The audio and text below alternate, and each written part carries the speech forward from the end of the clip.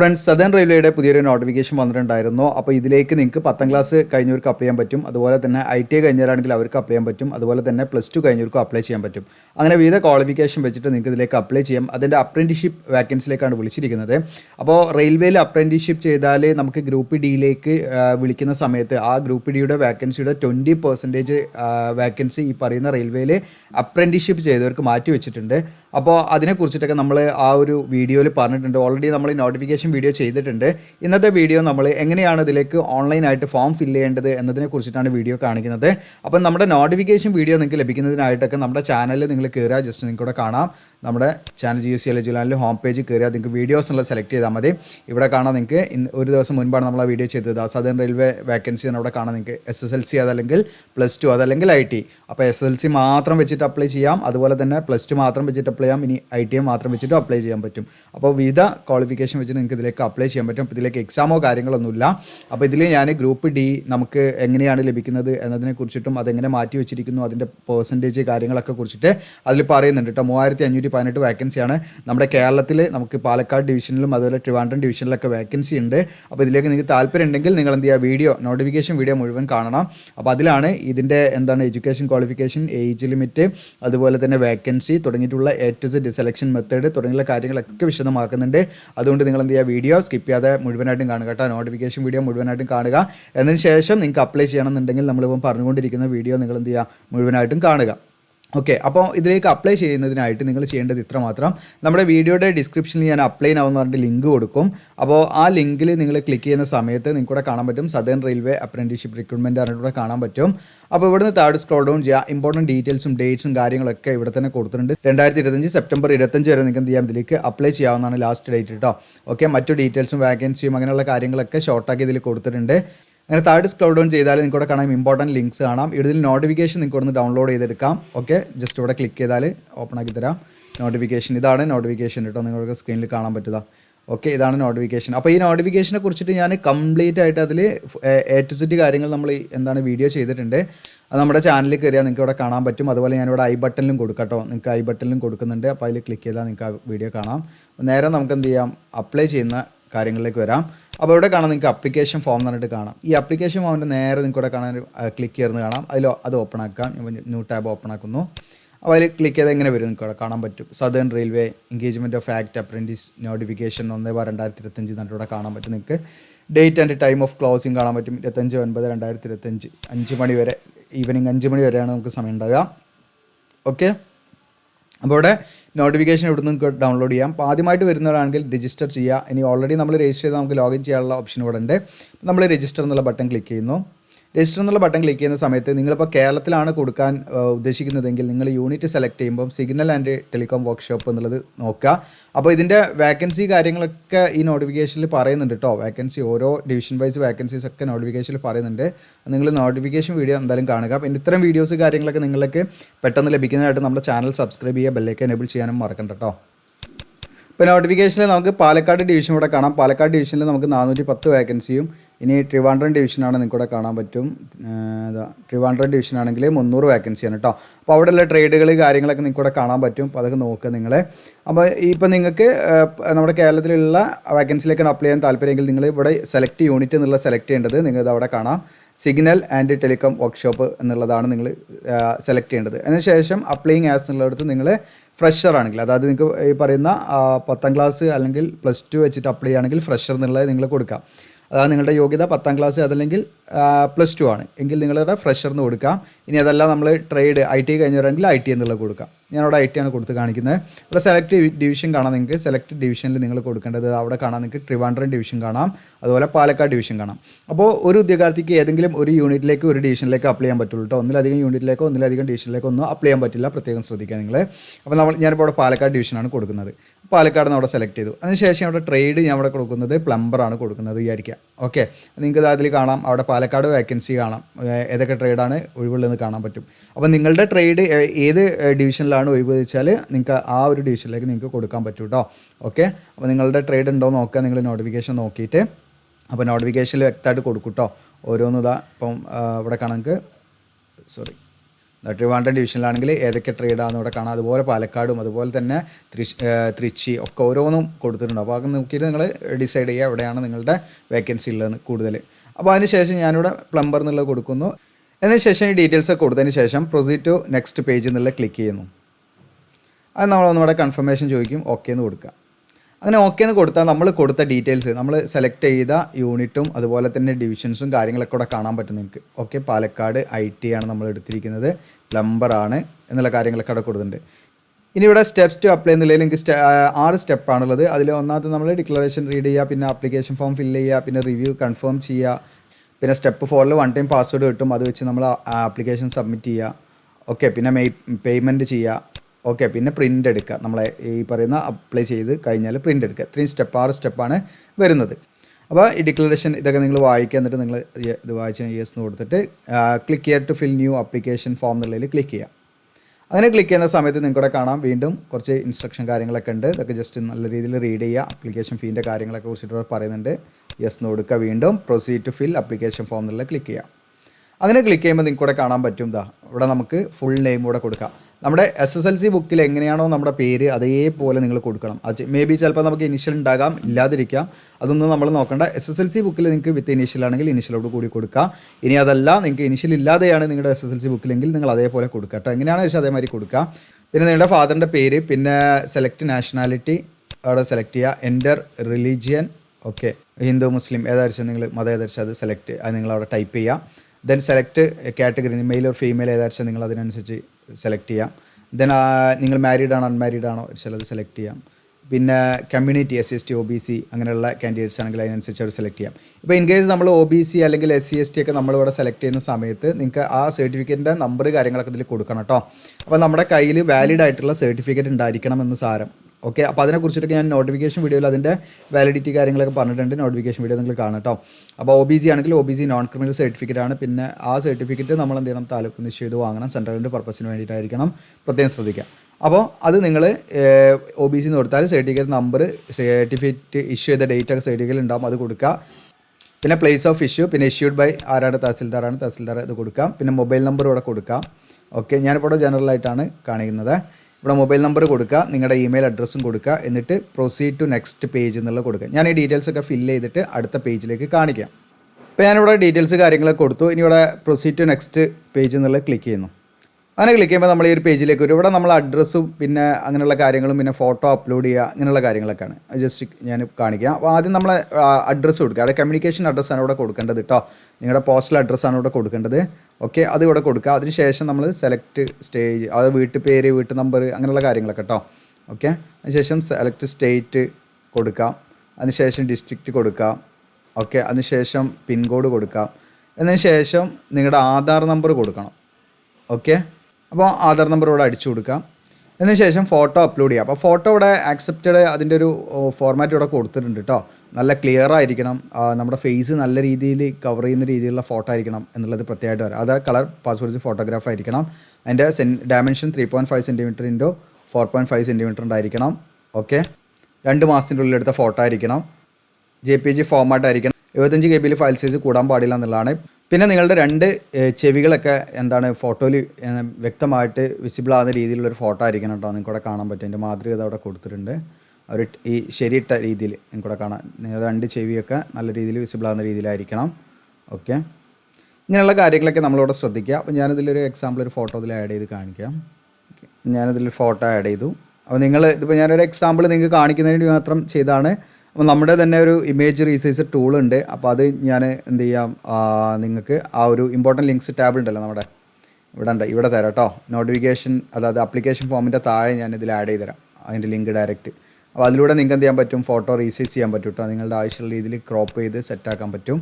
Okay, എന്നതിന് ശേഷം നമ്മൾ എന്ത് ചെയ്യുക, പ്രൊസീഡ് ടു നെക്സ്റ്റ് പേജ് എന്നുള്ളത് ക്ലിക്ക് ചെയ്യുക. അപ്പോൾ ഞാനിത് ഫില്ല് ചെയ്തിട്ട് അടുത്ത പേജിലേക്ക് കാണിക്കാം. അങ്ങനെ നമ്മൾ പ്രൊസീഡ് ടു നെക്സ്റ്റ് പേജ് അടിച്ച സമയത്ത് നമുക്ക് അടുത്ത പേജിലേക്ക് വന്നിരിക്കുന്നത് കൂടെ കാണാം. എഡ്യൂക്കേഷൻ ഡീറ്റെയിൽസിലേക്കാണ് നമ്മൾ വന്നിരിക്കുന്നത്. ഓക്കെ, അപ്പോൾ അഡ്രസ്സ് കൊടുത്തു. ഇനി ഇവിടെ എഡ്യൂക്കേഷൻ ഡീറ്റെയിൽസിലാണ് നമ്മളുള്ളത്. അപ്പോൾ അതിൽ നമ്മൾ എന്തിനാണ് ആദ്യം നമ്മൾ 10ാം ക്ലാസ്സിൻ്റെ ഡീറ്റെയിൽസ് ഇവിടെ ഫില്ല് ചെയ്യണം. അപ്പോൾ ഇവിടെ നെയിം ഓഫ് സ്കൂൾ അല്ലെങ്കിൽ സ്ഥാപനം നമ്മൾ പഠിച്ച സ്കൂളിൻ്റെ പേര്, ഇവിടെ ബോർഡ് ഓർ യൂണിവേഴ്സിറ്റിയിൽ നിങ്ങൾ സ്റ്റേറ്റ് ബോർഡ് ആണെങ്കിൽ Kerala board of public examination എന്നതാണ്. ഇനി CBSE ICSE അങ്ങനെയുള്ളതൊക്കെ ആണെങ്കിൽ അതിനനുസരിച്ച് നിങ്ങൾ കൊടുക്കണം.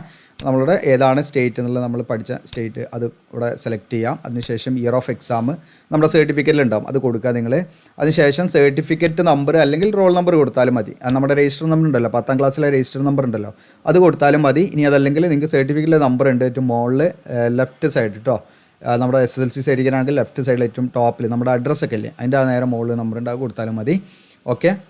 പിന്നെ ഇവിടെ കുറച്ച് കാര്യങ്ങൾ പറയുന്നുണ്ട്, അതൊക്കെ ജസ്റ്റ് ഒന്ന് നിങ്ങൾക്ക് റീഡ് ചെയ്യാവുന്നതാണ്. അതിപ്പം ഇത് ഞാൻ നമ്മുടെ നോട്ടിഫിക്കേഷൻ വീഡിയോയിൽ പറഞ്ഞിട്ടുണ്ടെങ്കിലും ഒന്ന് ജസ്റ്റ് ഇവിടെ ഓർമ്മിപ്പിക്കുകയാണ്. അതായത് 10ാം ക്ലാസ് അല്ലെങ്കിൽ +2 ഒക്കെ നമ്മൾ 2019-20 അക്കാദമിക് ഇയറിൽ കഴിഞ്ഞതാണെങ്കിൽ ആ സമയത്ത് കൊറോണ കാരണം, കോവിഡ് കാരണം ബോർഡ് എക്സാം ചില സ്റ്റേറ്റിൻ്റെ ഒന്നും നടന്നിട്ടില്ല എന്നുള്ളതുണ്ട്. അപ്പോൾ അതുകൊണ്ട് തന്നെ അങ്ങനെയുള്ള സമയത്ത് അവർക്ക് അതിൻ്റെ സ്കോർ കാർഡ് അല്ലെങ്കിൽ അതിൻ്റെ ഒരു മാർക്ക് ലിസ്റ്റ് സ്റ്റേറ്റ്മെൻറ്റ് കാര്യങ്ങളൊക്കെ അവർ അത് സ്ഥാപനത്തിൽ നിന്ന് വാങ്ങി വെക്കണം എന്നുള്ള കണ്ടീഷനാണ് പറയുന്നത് കേട്ടോ. തമിഴ്നാടൊക്കെയാണ് അതിൻ്റെ ഒരു സംഭവം അങ്ങനെയുള്ളത്.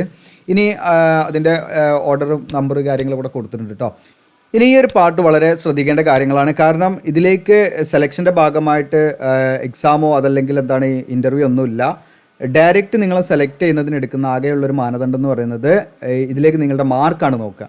അതായത് ഇപ്പോൾ XIT കാറ്റഗറി എന്ന് പറഞ്ഞാൽ ITI കഴിഞ്ഞ ഉദ്യോഗാർത്ഥികൾക്കുള്ള വേക്കൻസിയിലേക്ക് അപ്ലൈ ചെയ്യുന്നവരാണെങ്കിൽ, നിങ്ങൾക്ക് ITI ആണ് നിങ്ങളുടെ യോഗ്യത, അത് വെച്ച് നിങ്ങൾ അപ്ലൈ ചെയ്യുന്നവരാണെങ്കിൽ നിങ്ങൾക്ക് 10ാം ക്ലാസ്സിൽ കിട്ടിയിരിക്കുന്ന മാർക്കും നോക്കും, അതുപോലെ ITI കിട്ടിയിരിക്കുന്ന മാർക്കും പാടെ നോക്കിയിട്ട് അവരെന്ത് ചെയ്യും, ഒരു റാങ്ക് ലിസ്റ്റ് ഇടും. ഓക്കെ, അത് ഒരു 10ാം ക്ലാസ്സിന് വെയിറ്റേജ് 100ഉം അതുപോലെ ITൻ്റെ 100 ഇട്ട് അങ്ങനെ 200 ഇട്ടിട്ട് അതിന് കട്ട് ഓഫ് വെച്ചിട്ടാണ് എടുക്കുക. അത് നമ്മുടെ മാർക്ക് തന്നെയാണ് അവിടെ നോക്കുന്നത്. 10ാം ക്ലാസ്സിൽ മാർക്ക് നോക്കും, അതുപോലെ ITയുടെ മാർക്ക് നോക്കിയിട്ടാണ് അത് കാൽക്കുലേറ്റ് ചെയ്യുന്നത്. ഇനി അതോടൊപ്പം തന്നെ ഈ ഫ്രഷ് കാറ്റഗറിയിലേക്ക് അപ്ലൈ ചെയ്യുന്നത്, അതായത് 10ാം ക്ലാസ് മാത്രം യോഗ്യത വെച്ച് അപ്ലൈ ചെയ്യുന്ന അപ്രന്റീഷിപ്പ് ഉണ്ടല്ലോ, അതിലേക്ക് അപ്ലൈ ചെയ്യുന്നവരാണെങ്കിൽ നിങ്ങളുടെ 10ാം ക്ലാസ്സിൻ്റെ മാർക്ക് മാത്രമേ നോക്കുകയുള്ളൂ. ഇനി നിങ്ങൾക്ക് MLT പോലെയുള്ള, അതായത് +2 യോഗ്യതയുള്ള അപ്രന്റീഷിപ്പിലേക്കാണ് നിങ്ങൾ അപ്ലൈ ചെയ്യുന്നതെങ്കിൽ നിങ്ങളുടെ ഹയർ സെക്കൻഡറി അതായത് +2ൻ്റെ മാർക്കാണ് നോക്കുക. അപ്പോൾ അതുകൊണ്ട് തന്നെ നിങ്ങൾ കൊടുക്കുന്ന സമയത്ത് കറക്റ്റായിട്ട് കൊടുക്കണം. ഇപ്പോൾ ഞാനിവിടെ അപ്ലൈ ചെയ്യുന്നത് XIT കാറ്റഗറിയിലാണ് കാണിക്കുന്നത്. അപ്പോൾ നിങ്ങൾക്ക് 10ാം ക്ലാസ് മാത്രമാണെങ്കിൽ നിങ്ങൾക്ക് ഇവിടെ 10ാം ക്ലാസ്സിൻ്റെ മാത്രം ഫില്ല് ചെയ്യാനുള്ള കാര്യം ഉണ്ടാവുള്ളൂ. ഇപ്പോൾ ഞാൻ XIT കാറ്റഗറി ആയതുകൊണ്ട് എനിക്കിത് അവിടെ ITയുടെ ഡീറ്റെയിൽസ് ഇവിടെ ഫില്ല് ചെയ്യാണ്ട്, ടെക്നിക്കൽ ക്വാളിഫിക്കേഷൻ എന്ന് പറഞ്ഞിട്ട് കേട്ടോ. അപ്പോൾ 10ാം ക്ലാസ് മാത്രം യോഗ്യത വെച്ച് അപ്ലൈ ചെയ്യുന്നവർക്ക് ഈ ഒരു കോളം, ഈ ഒരു സംഭവം ഉണ്ടാവില്ല. ഓക്കെ, അപ്പോൾ അതിനൊക്കെ അനുസരിച്ച് നിങ്ങൾ അപ്ലൈ ചെയ്യാം. അപ്പോൾ ഏത് രീതിയിലേക്ക് നിങ്ങൾ അപ്ലൈ ആണെങ്കിലും നിങ്ങൾക്ക് 10ാം ക്ലാസ്സിൻ്റെ ഡീറ്റെയിൽസ് എന്തായാലും കൊടുക്കണം, അത് പ്രോപ്പറായിട്ട് കൊടുക്കണം. അത് എല്ലാത്തിലും സെലക്ഷനിൽ ഉൾപ്പെടുത്തുന്നുണ്ട്. അപ്പോൾ അതുകൊണ്ട് തന്നെ നമ്മൾ എന്ത് ചെയ്യണമെന്ന് വെച്ചാൽ ഇവിടെ നമ്മൾ CBSE പഠിച്ചവരാണെങ്കിൽ അവർക്ക് വേറെ രീതിയിലാണ് കാൽക്കുലേറ്റ് ചെയ്യേണ്ടത്.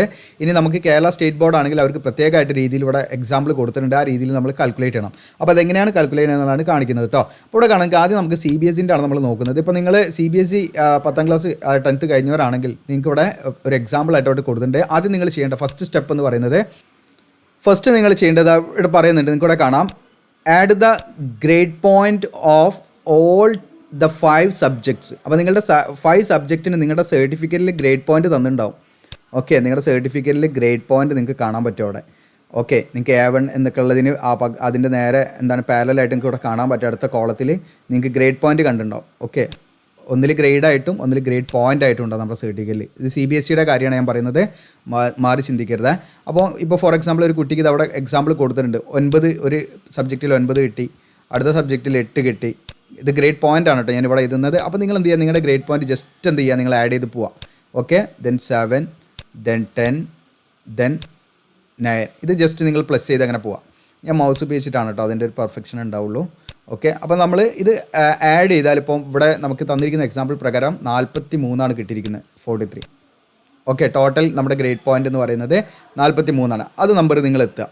എന്നതിന് ശേഷം നിങ്ങൾ എന്ത് ചെയ്യുക വെച്ചാൽ ഡിവൈഡ് ദ ടോട്ടൽ ബൈ 5. കാരണം നമ്മളിവിടെ എടുത്തിരിക്കുന്ന സബ്ജക്റ്റ് എന്ന് പറയുന്നത് നിങ്ങൾക്കിവിടെ കാണാൻ പറ്റും, 5 സബ്ജക്റ്റാണ് നമ്മളിവിടെ എടുത്തിരിക്കുന്നത്.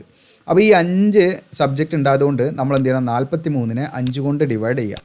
ഓക്കെ, അങ്ങനെ ഡിവൈഡ് ചെയ്യുന്ന സമയത്ത് നമുക്ക് കിട്ടുക 8.6 എന്ന് പറയുന്ന ഒരു നമ്പറാണ്. ഓക്കെ, 8.6. ഓക്കെ, ഇത് നമ്മുടെ ഗ്രേഡ് പോയിന്റ് ആവറേജ് എന്നൊക്കെ പറയും നമ്മൾ. അപ്പോൾ ഈ പറയുന്ന 8.6 എന്ന് പറയുന്ന നമ്പർ കിട്ടും. അപ്പോൾ ഇത് ഉദ്യോഗാർത്ഥികൾക്ക് എന്താണ് അവരുടെ ഇവിടെ കൊടുത്തിരിക്കുന്ന ഓരോ സബ്ജക്റ്റിന് കിട്ടിയിരിക്കുന്ന ഗ്രേഡിനനുസരിച്ച് അത് വ്യത്യാസം ഉണ്ടാവും. അപ്പോൾ ഈ 8.6നെ നമ്മൾ എന്ത് ചെയ്യണം, ഡയറക്റ്റ് പെർസെൻറ്റേജ് ആക്കി കൺവേർട്ട് ചെയ്യണം. അതിനെ നിങ്ങൾ മൾട്ടിപ്ലൈ നിങ്ങൾ ചെയ്യേണ്ടത് ഇൻറ്റു 9.5 ആണ്. ഓക്കെ, അതായത് 8.6 ഇൻറ്റു 9.5, 8.6 ഇൻറ്റു 9.5 അങ്ങനെ കിട്ടുന്ന സമയത്ത് ഈ കുട്ടിക്ക് കിട്ടിയിരിക്കുന്നത് 81.7 ആണ്. അപ്പോൾ ഈ ഗ്രേഡ് ഉള്ള 9, പിന്നെ 8, 7, 10 അതുപോലെ തന്നെ 9 ഈ പറയുന്ന ഗ്രേഡ് കിട്ടിയ കുട്ടിക്ക് കിട്ടിയിരിക്കുന്ന പെർസെൻറ്റേജ് എന്ന് പറയുന്നത് 81.7% ആണ്. ഇങ്ങനെയുള്ള ഉദ്യോഗാർത്ഥികൾ എന്ത് ചെയ്യണമെന്ന് വെച്ചാൽ ഇവിടെ കാണാൻ നിങ്ങൾക്ക് പെർസെൻറ്റേജ്, ഓക്കെ, പെർസെൻറ്റേജ് ഗ്രേഡ് എന്ന് പറഞ്ഞാൽ ഇവിടെ കാണാൻ നിങ്ങൾക്ക്. ഇതിൽ നമ്മൾ എന്ത് ചെയ്യണമെന്ന് വെച്ചാൽ അങ്ങനെ കിട്ടിയിരിക്കുന്ന ഫൈനൽ പെർസെൻറ്റേജ് എന്ന് പറയുന്നത് 81.7 ആണ്. അത് നിങ്ങൾ നേരെ ഇവിടെ അടിച്ചു കൊടുക്കുക, 81.7. ഓക്കെ, ഇതിപ്പോൾ ഞാനൊരു എക്സാമ്പിൾ ഇട്ട് കൊടുത്താണ്. അപ്പോൾ 81.7 ഇട്ടെടുത്ത് ജസ്റ്റ് നമ്മൾ എന്ത് ചെയ്യുക, ഈ കോളത്തിൻ്റെ പുറത്ത് ജസ്റ്റ് ഒന്ന് ടച്ച് ചെയ്താൽ നിങ്ങൾക്ക് ഇവിടെ കാണാൻ പറ്റും ഫൈനൽ പെർസെൻറ്റേജ് ആണ് ഇവിടെ കാണാൻ പറ്റും. 81.7 ഇവിടെ വന്നിട്ടുണ്ട്. ഇതാണ് നമ്മുടെ ഫൈനൽ പെർസെൻറ്റേജ്.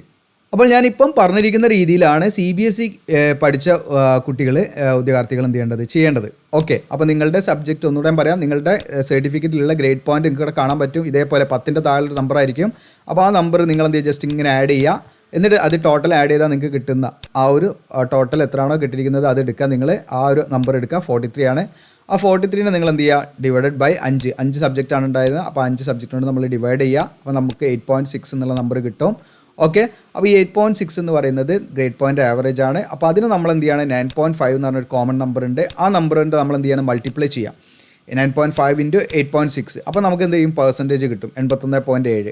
അപ്പോൾ ഇവിടെ മാറുന്നതിനനുസരിച്ച് നിങ്ങൾക്ക് എന്താണ് ഈ പെർസെൻറ്റേജിൽ മാറ്റം ഉണ്ടാവും കേട്ടോ. അപ്പോൾ ഇതൊരു എക്സാമ്പിളായിട്ട് പറഞ്ഞുള്ളൂ. അപ്പോൾ നിങ്ങളുടേത് എത്രയാണോ നിങ്ങൾ എങ്ങനെയാണെന്ന് ആ നമ്പർ കൂട്ടിയിട്ട് അങ്ങനെ ചെയ്യാം. ഈ CBSE കാൻഡിഡേറ്റ്സ് അങ്ങനെ ചെയ്താൽ മതി. ഇനി അടുത്ത് നമ്മൾ കേരള സ്റ്റേറ്റ് ബോർഡ് ആണെങ്കിൽ അതിൻ്റെ കാര്യങ്ങളാണ് ഇനി പറയാൻ പോകുന്നത്. ഇനി നമ്മുടെ കേരള കേട്ടോ, കേരളമാണ്. മറ്റ് സ്റ്റേറ്റ്സിൻ്റെ ഒക്കെ അവരുടെ പെർസെൻറ്റേജ് അതിലുണ്ടെങ്കിൽ അത് ഡയറക്റ്റ് ആയിട്ട് ഇവരെ കൊടുത്താൽ മതി കേട്ടോ. ഓക്കെ, മറ്റോ അതർ സ്റ്റേറ്റിലുള്ള ഉദ്യോഗാർത്ഥികളാണെങ്കിൽ അവർക്ക് എന്ത് ചെയ്യാണ്, പെർസെൻറ്റേജ് ഉണ്ടാവും സർട്ടിഫിക്കറ്റ്, അത് ഡയറക്റ്റ് ആയിട്ട് നിങ്ങൾക്ക് അവിടെ കൊടുക്കാവുന്നതാണ് കേട്ടോ. ഇപ്പോൾ കേരള സ്റ്റേറ്റ് ബോർഡ് ആണെങ്കിൽ പ്രത്യേകമായിട്ട് നമുക്ക് ഒരു കോമൺ മാർക്കോ പെർസെൻറ്റേജോ അങ്ങനെ ഒന്നും നമ്മുടെ സർട്ടിഫിക്കറ്റിലില്ല. ഇനി അതിനെ നമുക്ക് പെർസെൻറ്റേജ് ആക്കാൻ തന്നെ ഒരു കോമൺ ഫോർമുല ഒന്നും നമുക്കില്ല എന്നുള്ളത് വലിയൊരു കാര്യമാണ് അല്ലേ നമ്മളെ സംബന്ധിച്ച്. കാരണം എല്ലാ ഉദ്യോഗാർത്ഥികളും കൺഫ്യൂഷൻ ആകുന്ന ഒരു സംഭവമാണത്. എങ്ങനെ നമുക്കത് പെർസെൻറ്റേജ് ആക്കണം എന്നുള്ള കാര്യങ്ങളൊന്നും അറിയില്ല. ശരിക്കും ഇതിനൊക്കെ ഒരു കോമൺ ആയിട്ടൊരു സംഭവം കൊണ്ടുവരിക, അല്ലെങ്കിൽ ഒന്നുകിൽ നമുക്ക് അതിൻ്റെ സ്കോർ കൊടുക്കുകയൊക്കെ ചെയ്യുന്നത് നല്ലതാണ് എന്നുള്ളതാണ് ഞാൻ മനസ്സിലാക്കുന്നത്. കാരണം ഇപ്പോൾ ഈ നേവിയുടെ അല്ലെങ്കിൽ ഡിഫൻസിലേക്കൊക്കെയുള്ള എക്സാമിനൊക്കെ ഇതൊക്കെ ഒരു വലിയൊരു പ്രശ്നമാണ് ഉദ്യോഗാർത്ഥികൾ നേരിടുന്ന. നമ്മളൊന്നെങ്കിൽ സ്കോർ കാർഡിന് അപ്ലൈ ചെയ്യണം. അപ്പോൾ നമ്മൾ നോട്ടിഫിക്കേഷൻ വരുന്ന സമയത്തായിരിക്കും ചിലപ്പോൾ നമ്മളത് അറിയുന്നത്. അപ്പോൾ അങ്ങനെയുള്ള കുറേ പ്രശ്നങ്ങളുണ്ട്. അപ്പോൾ ഒന്നെങ്കിൽ ആ സർട്ടിഫിക്കറ്റിൽ ഇപ്പോൾ നമ്മൾ ഗ്രാജുവേഷനൊക്കെ പഠിക്കുന്ന സമയത്ത് നമുക്ക് ഇതിനെ കറക്റ്റ് പെർസെൻറ്റേജ് ആക്കുന്നതിന് അതിൻ്റേതായുള്ള രീതിയിൽ CGPA × 9.5 എന്നോ ഒക്കെ അതിൽ നിങ്ങൾക്ക് കാണാൻ പറ്റും. അപ്പോൾ അങ്ങനെ എന്തെങ്കിലും ഒരു കോമൺ ഫോമാറ്റ് ഉണ്ടെങ്കിൽ നമുക്ക് വളരെ എളുപ്പമാകും. മറ്റു റിക്രൂട്ട്മെൻറ്റ് സമയത്തൊക്കെ നമുക്ക് പ്രോപ്പറായിട്ട് ഡയറക്റ്റ് ആയിട്ട് നമുക്ക് അതിൻ്റെ പ്രൂഫായിട്ട് കൊടുക്കാനും പറ്റും. അല്ലെങ്കിൽ നമ്മൾ കൊടുക്കുന്ന ഡീറ്റെയിൽസ് മേ ബി റിജക്റ്റ് ആകാനുള്ള പോസിബിലിറ്റി ഒക്കെ ഉണ്ടെന്നുള്ളതാണ്, നമ്മൾ സ്കോർ കാർഡ് വാങ്ങി കൊടുത്തില്ലെങ്കിൽ. ഓക്കെ, അപ്പോൾ ഇവിടെ നിങ്ങൾക്ക് കേരള സ്റ്റേറ്റ് ബോർഡ് ആണെങ്കിൽ അവർ ശ്രദ്ധിക്കേണ്ട കാര്യം എന്ന് വെച്ചാൽ ഇത്രേ ഉള്ളൂ.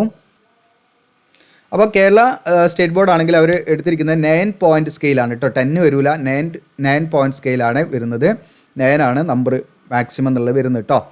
അപ്പോൾ ഈ രീതിയിൽ നമ്മൾ കാൽക്കുലേറ്റ് ചെയ്ത് പെർസെൻറ്റേജ് കാണാം. ഞാൻ എക്സാമ്പിൾ പറഞ്ഞുതരാം. ഇപ്പോൾ A+ കിട്ടിയ കുട്ടി, അപ്പോൾ അതായത് ഫുൾ A+ ഉള്ള കുട്ടി എടുക്കേണ്ടത് അവർക്ക് കിട്ടിയിരിക്കുന്ന പെർസെൻറ്റേജ് എന്ന് പറയുന്നത് 94.5 ആയിരിക്കും.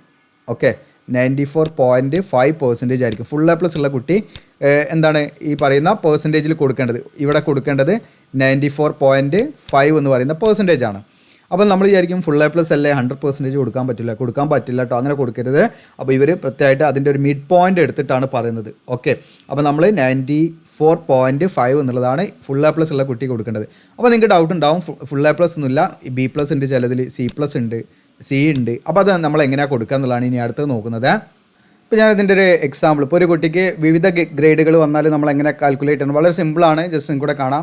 ഇപ്പോൾ ഒരു കുട്ടിക്ക് A+ കിട്ടി, ഓക്കെ, B+ കിട്ടി, ഓക്കെ, പിന്നെ C+ കിട്ടി, C കിട്ടി, B കിട്ടി, അതുപോലെ തന്നെ വീണ്ടും C കിട്ടിയിട്ടുണ്ട്, പിന്നെ A+ കിട്ടിയിട്ടുണ്ട്, ഓക്കെ, പിന്നെ A കിട്ടിയിട്ടുണ്ട്. അങ്ങനെ 10 സബ്ജക്റ്റോടെ ചെയ്താൽ പിന്നെ B+, ഓക്കെ, എത്ര എണ്ണമായി നോക്കട്ടെ, C കിട്ടിയിട്ടുണ്ട്. അപ്പോൾ ഇങ്ങനെ നമ്മൾ ഓരോ ഗ്രേഡോടെ ചെയ്താൽ ഇപ്പോൾ A+ൻ്റെ നേരെയുള്ള ആ ഒരു പെർസെൻറ്റേജ് നോക്കാം, 94.5 ആണ്. അപ്പോൾ നമ്മളിവിടെ എഴുതുക 94.5. നിങ്ങൾ കാൽക്കുലേറ്റർ എടുത്ത് കൂട്ടിയാൽ മതി, 94.5. ഓക്കെ, ഞാനിവിടെ കാൽക്കുലേറ്റർ ഇട്ടുതരാം, എന്നിട്ട് ജസ്റ്റ് അതായിരിക്കും കുറച്ചും കൂടെ നല്ലതെന്ന് തോന്നുന്നു. ഞാനിവിടെ കാൽക്കുലേറ്റർ ഇവിടെ എഴുതുന്ന നേരത്തുകൊണ്ട് ഞാനിപ്പോൾ A+, ഈ കുട്ടിക്ക് ഇപ്പോൾ രാജു എന്ന് പറയുന്ന കുട്ടിയാണ്, ആ കുട്ടിക്ക് A+ കിട്ടിയെന്ന് വിചാരിക്കാം. അപ്പോൾ ഇതിൽ നിങ്ങൾക്കിവിടെ കാണാൻ പറ്റും A+ൻ്റെ നേരെ ഇതവിടെ കാണാൻ നിങ്ങൾക്ക് 94.5 ആണ്. അപ്പോൾ ജസ്റ്റ് ഞാൻ എന്ത് ചെയ്യാണ്, കാൽക്കുലേറ്റർ ഇടാണ്, 94.5 ആയിട്ടോ അതിനോട് പ്ലസ് ചെയ്യുക. ഓക്കെ, ആഡ് ചെയ്യാം, നമ്മൾ പ്ലസ് കൊടുക്കാം. അതിനുശേഷം അടുത്ത ഗ്രേഡ് B+ ആണ്. അപ്പോൾ B+ൻ്റെ നേരെയുള്ള ഗ്രേഡ് നിങ്ങൾ നോക്കൂ, പെർസെൻറ്റേജ് 74.5 ആണ്. അപ്പോൾ 74.5 ഇട്ട് കൊടുക്കണം. അടുത്തത് 74.5. ദെൻ വീണ്ടും എന്താണ്, അടുത്ത പ്ലസ് ആണ്, വീണ്ടും പ്ലസ് ഇട്ട് കൊടുക്കുക. അതിനുശേഷം നമ്മൾ അടുത്ത ഗ്രേഡ് നോക്കുക. ഇവിടെ C+ ആണ്. C+ൻ്റെ നേരെ നിങ്ങൾക്കിവിടെ കാണാം 54.5 ആണ് C+ വരുന്നത്. ഓക്കെ, അപ്പോൾ ഇട്ട് കൊടുക്കുക. അങ്ങനെ ഓരോന്നും നിങ്ങൾ നോക്കിയിട്ട് ആ നമ്പർ അങ്ങനെ ഇട്ട് കൊടുക്കട്ടെ. ഞാൻ ഈ ബാക്കി കാണിക്കുന്നില്ല, ഞാനിങ്ങനെ ആഡ് ചെയ്ത് പോവാണ്. അടുത്തത് C ആണ്. സിക്ക് ഓക്കെ. ഇപ്പം ഞാൻ ഈ ഗ്രേഡ്, അതായത് ഈ കുട്ടിക്ക്, രാജു എന്ന് പറയുന്ന കുട്ടിക്ക് കിട്ടിയിരിക്കുന്ന ഈ ഒരു ഗ്രേഡാണ്. ഈ ഗ്രേഡിൻ്റെ കംപ്ലീറ്റ് ഞാനിപ്പോൾ ആഡ് ചെയ്ത് ഞാൻ ഇവിടെ കാൽക്കുലേറ്ററിൽ നിങ്ങൾക്ക് കാണിക്കാം. 675 എനിക്ക് കിട്ടിയിരിക്കുന്നത്. ജസ്റ്റ് കാൽക്കുലേറ്ററും കൂടെ മാറ്റാം. യെസ്, 675 എനിക്കിവിടെ കിട്ടിയിരിക്കുന്ന നമ്പർ ടോട്ടൽ. ഓക്കെ, പെർസെൻറ്റേജ് നമ്മളിങ്ങനെ ആഡ് ചെയ്യുക. അതായത് ഓരോ സബ്ജക്റ്റിൻ്റെ പെർസെൻറ്റേജ് നമ്മളിതാ ഈ ഒരു കോളം ഉണ്ടല്ലോ നിങ്ങൾക്ക് ബാക്കിൽ കാണുന്ന, ഈ കോളത്തിൽ നമ്മൾ എടുക്കുക, എന്നിട്ട് ആഡ് ചെയ്യുക. ഒന്നും ചെയ്യാനില്ല, വളരെ സിമ്പിളായിട്ടുള്ള മെത്തേഡാണ്. ഓക്കെ, അങ്ങനെ ആഡ് ചെയ്യാം. ഓക്കെ, ഇനി ഗ്രേഡ് പോയിന്റ് കണ്ടിട്ട് ആഡ് ചെയ്യണമെങ്കിൽ അങ്ങനെ ആഡ് ചെയ്യുക. ഇത് വളരെ സിമ്പിളാണിത്. നിങ്ങൾക്ക് 675 ഇപ്പോൾ രാജുവിന് കിട്ടിയിരിക്കുന്നത്. അപ്പോൾ നമ്മളിവിടെ എത്ര സബ്ജക്റ്റ് ആഡ് ചെയ്തു നിങ്ങൾക്ക് ഇവിടെ കാണാൻ പറ്റും. 10 സബ്ജക്റ്റിൻ്റെ മാർക്ക് 1 2 3 4 5 6 7 8 9 10. നമുക്ക് 10 സബ്ജക്റ്റാണുള്ളത്. ആ 10 സബ്ജക്റ്റിൻ്റെ മാർക്ക് നമ്മൾ എന്ത് ചെയ്യാം, അവിടെ ആഡ് ചെയ്തു. മാർക്കല്ല, പെർസെൻറ്റേജ്, 10ൻ്റെയും പെർസെൻറ്റേജ് ആണ് ഇവിടെ കിടക്കുന്നത്. ഇപ്പോൾ 675 എന്ന് പറയുന്ന നമ്പർ കിട്ടി. ഇതിനെ നമ്മൾ എന്ത് ചെയ്യണം, ഹരിക്കണം. ഇവിടെ ഡിവൈഡഡ് ബൈ നിങ്ങൾക്ക് ഇവിടെ കാണാം. നമ്മൾ 10 എന്ന് അടിച്ചു കൊടുക്കുക. ഓക്കെ, 10 എന്ന് അടിക്കുക. എന്നിട്ട് നമുക്ക് കിട്ടുന്ന ഔട്ട് എത്ര നിങ്ങൾക്ക് നോക്കൂ. റിസൾട്ട് ഇവിടെ കാണാം 67.75. അപ്പോൾ രാജുവിന് കിട്ടിയിരിക്കുന്ന പെർസെൻറ്റേജ് എന്ന് പറയുന്നത് 67.75 ആണ്. അത് നമ്മൾ എന്ത് ചെയ്യണം, ഈ പറയുന്ന ഇവിടെ എഴുതണം 67.5. ഓക്കെ, അപ്പോൾ ഇങ്ങനെയാണ് നിങ്ങൾ കേരള സ്റ്റേറ്റ് ബോർഡാണ് പഠിച്ചതെങ്കിൽ നിങ്ങൾ എന്ത് ചെയ്യേണ്ടത്, നിങ്ങൾ ചെയ്യേണ്ടത് കേട്ടോ. ഓക്കെ, വേറെ മെത്തേഡോ കാര്യങ്ങളൊന്നും ഉപയോഗിക്കേണ്ട. അവർ തന്നെ കറക്റ്റ് ഒരു ഫോർമാറ്റ് തന്നിട്ടുണ്ട്. മിഡ് പോയിൻ്റ് എടുത്തിട്ടാണ് അവർ തന്നിരിക്കുന്നത്. അപ്പോൾ അതല്ലാതെ നമ്മളിപ്പം ഫുൾ A+ ഇട്ട കുട്ടിക്ക്, അപ്പോൾ നിങ്ങൾക്ക് ഫുൾ A+ എന്ന് വിചാരിക്കുക. അപ്പോൾ നിങ്ങൾ 100% ഇവിടെ കൊടുത്താൽ ഡോക്യുമെൻറ്റ് വെരിഫിക്കേഷൻ്റെ സമയത്ത് ആ ഒരു പ്രശ്നം നമ്മൾ നേരിടേണ്ടി വരും. മേ ബി നമ്മുടെ കാൻഡിഡേറ്റ്സ് തന്നെ റിജക്റ്റ് ആവും. കാരണം 100% വരില്ല. അത് 9 പോയിൻറ്റ് സ്കെയിലാണ് അവർ പറയുന്നത്. അതിൽ തന്നെ അവർ ഈ പറയുന്ന ഇതിൻ്റെ ഇപ്പം ഇവിടെ ഫോർ എക്സാമ്പിൾ ഇപ്പം ഞാൻ ജസ്റ്റ് ഒന്ന് ഡിലീറ്റ് ആക്കട്ടെ. ഇവിടെ നിങ്ങൾക്ക് ഇവിടെ കാണാം, നിങ്ങൾക്ക് ഇവിടെ ഗ്രേഡ് റേഞ്ച് ഇവിടെ കാണാം നിങ്ങൾക്ക്. A+ എന്ന് പറഞ്ഞാൽ 90% ആൻഡ് എബോവ് ആണ്. അപ്പോൾ 90% എബോവ് എന്ന് പറഞ്ഞാൽ അപ് ടു 100 വരെയാണ്. പക്ഷേ 100 ഉണ്ട് നമുക്ക് ഉറപ്പിക്കാൻ പറ്റില്ല, കാരണം നമുക്ക് ഗ്രേഡ് അല്ല, മാർക്ക് അതിൽ കൊടുത്തിട്ടില്ല. അപ്പോൾ അത് മനസ്സിലാക്കിയതുകൊണ്ട് ഇവിടെ ഒരു കോമൺ ക്രൈറ്റീരിയ ഇവിടെ എടുക്കുന്നുള്ളൂ. അപ്പോൾ റെയിൽവേ എന്താ ചെയ്യുന്നത് വെച്ചാൽ ഈ പറയുന്ന 90 A+ ഉള്ള കുട്ടിയുടേത് ഏകദേശം ഒരു മിഡ് പോയിൻ്റ് എടുത്തിട്ട് എല്ലാവർക്കും 94.5 എന്നുള്ള ആ ഒരു രീതിയിലേക്കാണ് കൊണ്ടുവരിക. അപ്പോൾ നിങ്ങൾക്ക് ഇതിൽ ടൈ ബ്രേക്ക് ചെയ്യാൻ അതിൻ്റേതായുള്ള ചില കണ്ടീഷൻ ഉണ്ടാകും, ഏജ് അങ്ങനെയുള്ള കാര്യങ്ങളൊക്കെ നോക്കിയിട്ടൊക്കെ ആയിരിക്കും ടൈ ബ്രേക്ക് ചെയ്യുക കേട്ടോ, ഒരേ മാർക്കൊക്കെ വന്നു കഴിഞ്ഞാൽ. അപ്പോൾ അത് ആ രീതിയിലാണ് നിങ്ങൾ ചെയ്യേണ്ടത്. ഓക്കെ, അപ്പോൾ രാജുവിന് കിട്ടിയിരിക്കുന്ന പെർസെൻറ്റേജ് 67.1 അല്ലേ നമ്മൾ പറഞ്ഞിരുന്നത്. അപ്പോൾ ഓക്കെ, 67.1 ഓക്കെ എന്നുള്ള ആ ഒരു പെർസെൻറ്റേജാണ് നമുക്കിവിടെ ഞാനിവിടെ കൊടുക്കുന്നത്. ഇവിടെ കാണാം നിങ്ങൾക്ക് 67.1 എന്നുള്ള പെർസെൻറ്റേജാണ്. അത് കൊടുത്താൽ നമുക്ക് SSLCയുടെ കാര്യങ്ങൾ അവിടെ കംപ്ലീറ്റ് ആയി. ഇനി അടുത്തത് ടെക്നിക്കൽ ക്വാളിഫിക്കേഷനാണ്, NCVT, അതായത് IT-യുടെ കാര്യങ്ങളാണ്. അപ്പോൾ ഞാൻ എടുത്തിരിക്കുന്ന ട്രേഡ് ഇവിടെ പ്ലംബറാണ്. അപ്പോൾ നിങ്ങൾക്കിപ്പോൾ ഫ്രഷർ കാറ്റഗറിയിലേക്ക് അപ്ലൈ ആണെങ്കിൽ ഈ ഒരു കോൾ ഉണ്ടാവില്ല, IT-ൻ്റെ കാര്യങ്ങൾ നിങ്ങൾ ആഡ് ചെയ്യേണ്ടതില്ല. ഓക്കെ, ഇവിടെ നമ്മൾ പഠിച്ച സ്ഥാപനത്തിൻ്റെ പേര്, ബോർഡ്, അത് NCVT CVT ഏതാச்சுം നിങ്ങൾക്ക് കൊടുക്കാം. ദെൻ സ്റ്റേറ്റ് നമ്മൾ പഠിച്ചത് എവിടെയാണ് വെച്ചാൽ അത് കൊടുക്കാം. ഇയർ ഓഫ് എക്സാം നമ്മൾ അതിൽ ഉണ്ടാവട്ടെ, നിങ്ങൾ സർട്ടിഫിക്കറ്റ് ഉണ്ടാകും അത് കൊടുക്കാം. Certificate number or roll number ഏതെങ്കിലും ഒന്ന് കൊടുത്താൽ മതി. ദെൻ മാർക്ക്, നിങ്ങൾക്ക് കിട്ടിയിരിക്കുന്ന മാർക്ക്, ഒബ്റ്റൈൻഡ് മാർക്ക് എന്ന് പറഞ്ഞാൽ നിങ്ങൾ നേടിയിരിക്കുന്ന മാർക്ക് ടോട്ടൽ ഔട്ട് ഓഫ് എത്രയാണ്. ഇപ്പോൾ ഫോർ എക്സാമ്പിൾ എനിക്ക് കിട്ടിയിരിക്കുന്നത് 850 മാർക്കായിരിക്കാം, ഞാനിപ്പോൾ ഔട്ട് ഓഫ് കൊടുക്കുന്നത് 1000 ആണ്. അപ്പോൾ അത് നിങ്ങൾ എത്രയാണോ നിങ്ങളുടെ ആ ഒരു ട്രേഡ് തിയറി എങ്ങനെയാണ് ചില അനുസരിച്ച് നിങ്ങൾ കൊടുക്കണേ. ഓക്കെ, ഞാനിവിടെ എക്സാമ്പിൾ മാത്രം കൊടുക്കുകയാണ്. നിങ്ങളുടെ സർട്ടിഫിക്കറ്റിൽ എങ്ങനെയാണോ അത് മെൻഷൻ ചെയ്തിരിക്കുന്നത് അനുസരിച്ച് തന്നെ നിങ്ങൾ കൊടുക്കണം. അപ്പോൾ ഇവിടെ 85% ഇവിടെ കാണാൻ പറ്റും, ഓട്ടോമാറ്റിക് ഫൈനൽ പെർസെൻറ്റേജ് അവിടെ കാണിക്കും. അതിനുശേഷം നമ്മൾ അവസാനം പഠിച്ച ക്വാളിഫിക്കേഷൻ ഡീറ്റെയിൽസ് ആണ്. അപ്പോൾ നമ്മൾ IT ആണ് അവസാനം പഠിച്ചതെങ്കിൽ എന്ത് ചെയ്യുക, അതിൻ്റെ സ്ഥാപനത്തിൻ്റെ പേര് ഇവിടെ കൊടുക്കുക. നമുക്ക് അവിടുന്ന് TC കിട്ടിയിട്ടുണ്ടാകും, TC നമ്പർ കൊടുക്കുക. TC വാങ്ങിയില്ല നിങ്ങൾ പെട്ടെന്ന് TC വാങ്ങുക, നമ്പർ കൊടുക്കാം. ദെൻ ഇയർ ഓഫ് സർട്ടിഫിക്കറ്റ് അതിലുണ്ടാവും, ആ TCയുടെ സർട്ടിഫിക്കറ്റ് ഇഷ്യൂ ചെയ്ത ഡേറ്റ് ഇയർ ഉണ്ടാവും. ആ ഇയർ എന്ത് ചെയ്യുക അവിടെ മെൻഷൻ ചെയ്യുക. എന്നിട്ട് പ്രൊസീഡ് ടു നെക്സ്റ്റ് പേജിൽ നിന്ന് കൊടുക്കുക. ഞാനിതൊക്കെ ഫില്ല് ചെയ്തിട്ട് നെക്സ്റ്റ് പേജിലേക്ക് അടിച്ച് കാണിക്കാം. അങ്ങനെ നമ്മൾ ആ ഡീറ്റെയിൽസ് ഒക്കെ കൊടുത്ത് പ്രൊസീഡ് ടു നെക്സ്റ്റ് സ്റ്റെപ്പ് എന്ന് അടിച്ച സമയത്ത് നമ്മൾ ഈ ഒരു പേജിലേക്കാണ് വന്നിരിക്കുന്നത്. നിങ്ങൾക്ക് ഇവിടെ കാണാൻ പറ്റും ഡേറ്റ് ഓഫ് ബർത്ത് കൊടുക്കണം. ഇവിടെ നിങ്ങളുടെ ഡേറ്റ് ഓഫ് ബർത്ത് ഇവിടെ സെലക്ട് ചെയ്യുക, ഡേ, ഓക്കെ, മന്ത്, ഇയർ ഒക്കെ നിങ്ങൾ സെലക്ട് ചെയ്യാം. അതിനുശേഷം ഐഡൻറ്റിഫിക്കേഷൻ ഡീറ്റെയിൽസ് ആണ്. ഓക്കെ, നിങ്ങളുടെ പേഴ്സണൽ ശരീരത്തിലുള്ള 2 മാർക്കുകൾ കൊടുക്കണം. നമ്മുടെ SSLC സർട്ടിഫിക്കറ്റിൽ ഉണ്ടാവും, അത് സെയിം മാർക്ക് നമ്മുടെ മേലെ ശരീരത്തിലുണ്ടെങ്കിൽ അതിനെങ്ങനെ പ്രോപ്പറായിട്ട് നിങ്ങൾ കൊടുക്കട്ടോ. 2 മാർക്കും നമ്മുടെ സർട്ടിഫിക്കറ്റിൽ ഉണ്ടായിരിക്കും. അതുപോലെ തന്നെ PWD കാൻഡിഡേറ്റ്സ് ആണെങ്കിൽ ശാരീരികമായ പ്രശ്നങ്ങളുള്ള വിദ്യാർത്ഥികളാണെങ്കിൽ അവർ യെസ് എന്ന് കൊടുക്കുക. അവരുടെ ഡിസബിലിറ്റി ടൈപ്പ് ഏതാണെന്ന് വെച്ചാൽ ഗ്രൂപ്പ് എയിലാണോ ബിയിലാണോ ഏതിലാണ് വരുന്നത് വെച്ചാൽ അനുസരിച്ച് കൊടുക്കുക. സർട്ടിഫിക്കറ്റ് നമ്പർ ഡീറ്റെയിൽസ് കൊടുക്കണം കേട്ടോ. അല്ലാത്തവരാണെങ്കിൽ നമ്മളിവിടെ നോ കൊടുക്കുക. അതിനുശേഷം പ്രൊസീഡ് ടു പ്രിവ്യൂ ആപ്ലിക്കേഷൻ എന്നുള്ള ബട്ടൺ ക്ലിക്ക് ചെയ്യുക. അപ്പോൾ ഞാൻ ഡീറ്റെയിൽസ് കൊടുത്തിട്ട് പ്രൊസീഡ് ടു പ്രിവ്യൂ ആപ്ലിക്കേഷൻ കാണിക്കാം. അങ്ങനെ നമ്മൾ പ്രിവ്യൂ എന്ന് കൊടുത്ത സമയത്ത് നമ്മൾ കൊടുത്ത ഡീറ്റെയിൽസും കാര്യങ്ങളും കൂടെ ഒന്നുകൂടെ ചെക്ക് ചെയ്യുക. നമ്മൾ പാലക്കാട് ഡിവിഷനെ കൊടുത്ത പ്ലംബർ, ബാക്കി നമ്മുടെ പേര്, ഡീറ്റെയിൽസ് കാര്യങ്ങളൊക്കെ കൂടെ കാണാൻ പറ്റും നിങ്ങൾക്ക്. ഓക്കെ, നമ്മൾ കൊടുത്ത എല്ലാ ഡീറ്റെയിൽസും ഇവിടെ ഉണ്ട്. അതെല്ലാം എന്തെങ്കിലും ചേഞ്ചസ് വേണമെങ്കിൽ നിങ്ങൾ എന്ത് ചെയ്യാം, മാറ്റം വരുത്താം. ഓക്കെ, അപ്പോൾ ചേഞ്ചസ് വേണമെങ്കിൽ ഏറ്റവും താഴെ കാണാൻ നിങ്ങൾക്ക് കറക്റ്റ് ഓർ മോഡിഫൈഡ് ഡീറ്റെയിൽസ് എന്ന് പറഞ്ഞാൽ അതിൽ ക്ലിക്ക് ചെയ്ത് നിങ്ങളത് ചേഞ്ചസ് വരുത്താം കേട്ടോ. എന്തെങ്കിലും മാറ്റങ്ങൾ വരുത്താനുണ്ടെങ്കിൽ ഇല്ലെങ്കിൽ ഡിക്ലറേഷൻ റീഡ് ചെയ്യുക. അതിനുശേഷം ക്യാപ്ച അടിച്ചിട്ട് click here for one time password എന്നുള്ളത് ക്ലിക്ക് ചെയ്യാം. അപ്പോൾ നമ്മൾ click here for one time password എന്നുള്ളത് ക്ലിക്ക് ചെയ്യുന്ന സമയത്ത് നമ്മുടെ മൊബൈലിലേക്ക്, രജിസ്റ്റേർഡ് മൊബൈലിലേക്ക് ഒരു OTP വരും. ആ OTP നമ്മൾ അടിച്ചു കൊടുക്കുക. OTP അടിച്ചു കൊടുത്താൽ എന്ത് സംഭവിക്കും, നമുക്ക് നമ്മുടെ അപേക്ഷ കംപ്ലീറ്റ് ആകും. പിന്നെ അപേക്ഷ ഫീസ് അടിക്കണമെങ്കിൽ അതിൻ്റെ കാര്യങ്ങൾ അവിടെ കാണിക്കും കേട്ടോ. അപ്പോൾ ഞാനിവിടെ ടിക്ക് ചെയ്തു, ക്യാപ്ച അടിച്ച് click here for one time password എന്നുള്ള ക്ലിക്ക് ചെയ്യാം. ക്യാപ്ച അടിച്ചു, click here for one time password എന്നുള്ള ക്ലിക്ക് ചെയ്യുന്നു. കൺഫർമേഷൻ ചോദിക്കുന്നു, യെസ്. എനിക്ക് എന്തെങ്കിലും എഡിറ്റ് ചെയ്യാണ്ടെങ്കിൽ കറക്റ്റ് മോഡിഫൈ എന്നുള്ള ക്ലിക്ക് ചെയ്ത് നമുക്ക് എഡിറ്റ് ചെയ്യാൻ പറ്റും. അപ്പോൾ ഇവിടെ നമ്മൾ സബ്മിറ്റ് കൊടുത്താൽ ഇവിടെ നമുക്ക് എന്ത് ചെയ്യാൻ പറ്റില്ല, പിന്നെ നമുക്ക് എഡിറ്റ് ചെയ്യാൻ പറ്റില്ല. അപ്പോൾ ഇവിടെ യെസ് എന്നുള്ളത് കൊടുക്കുക നിങ്ങൾ. അപ്പോൾ നമ്മൾ വൺസ് യെസ് എന്ന് കൊടുത്താൽ നിങ്ങൾക്ക് പിന്നെ ഒരിക്കലും എന്ത് ചെയ്യാൻ പറ്റില്ല, അത് കറക്റ്റ് ചെയ്യാൻ പറ്റില്ല. അതുകൊണ്ട് പ്രത്യേകം ശ്രദ്ധിക്കുക. ഇനി കറക്റ്റ് ചെയ്യണമെങ്കിൽ ഇവിടെ നോ കൊടുത്തിട്ട് നിങ്ങൾ ബാക്കിൽ പോയിട്ട് നിങ്ങൾക്ക് ഫോമിൽ എവിടെ ആണെങ്കിലും തിരുത്താൻ പറ്റും. ഓക്കെ, യെസ് എന്ന് കൊടുത്തു കഴിഞ്ഞാൽ പിന്നെ മാറ്റാൻ പറ്റില്ല. യെസ് എന്ന് കൊടുക്കുന്നു ഞാൻ. ഇവിടെ വെയിറ്റ് ആയിരുന്നു. അപ്പോൾ നമ്മൾ കൊടുത്ത ഡീറ്റെയിൽസും മറ്റ് കാര്യങ്ങളൊന്നും പാടെ അവിടെ അതിൻ്റെ ഒരു പ്രിവ്യൂ രീതിയിലൂടെ കാണിക്കും. മെയിൽ ID, മൊബൈൽ നമ്പറൊക്കെ കാണിക്കും. അതിനുശേഷം നമ്മുടെ മൊബൈലിലേക്ക് എന്തുണ്ടായിരിക്കും, ഇവിടെ വൺ ടൈം പാസ്വേഡ് OTP അയച്ചിട്ടുണ്ടാവും കേട്ടോ. ആ OTP നമ്മളിവിടെ അടിച്ചു കൊടുത്ത് സബ്മിറ്റ് വൺ ടൈം പാസ്വേഡ് എന്നുള്ള ക്ലിക്ക് ചെയ്താൽ നമ്മുടെ അപേക്ഷ എന്താകും, അവിടെ കംപ്ലീറ്റ് ആവും. പിന്നെ ഇതിലേക്ക് 100 രൂപ ഫീ ഉണ്ട്. അപ്പോൾ നിങ്ങൾക്ക് കറക്റ്റ് അത് എന്ത് ചെയ്യും, നിങ്ങൾ ഫീ അടയ്ക്കേണ്ട ഉദ്യോഗാർത്ഥികളാണെങ്കിൽ പേയ്മെൻറ്റിലേക്ക് പോകും. പേയ്മെൻറ്റ് അടയ്ക്കുക. അതിനുശേഷം അതിൻ്റെ അക്നോളജ്മെൻറ്റ് നിങ്ങൾ എന്ത് ചെയ്യുക, പ്രിൻ്റ് എടുത്ത് സൂക്ഷിക്കുക കേട്ടോ. അക്നോളജ്മെൻറ്റ് എന്ന് പറഞ്ഞാൽ നമ്മൾ സബ്മിറ്റ് ചെയ്ത് കഴിഞ്ഞാൽ അതിൻ്റെ ആ ഒരു ഫോം കാര്യങ്ങൾ നമ്മളത് പ്രിൻ്റ് എടുത്ത് സൂക്ഷിക്കുക. നമ്മുടെ കൈവശമാണ്. ഡോക്യുമെൻറ്റ് വെരിഫിക്കേഷൻ്റെ സമയത്ത് അത് നിർബന്ധമാണ്.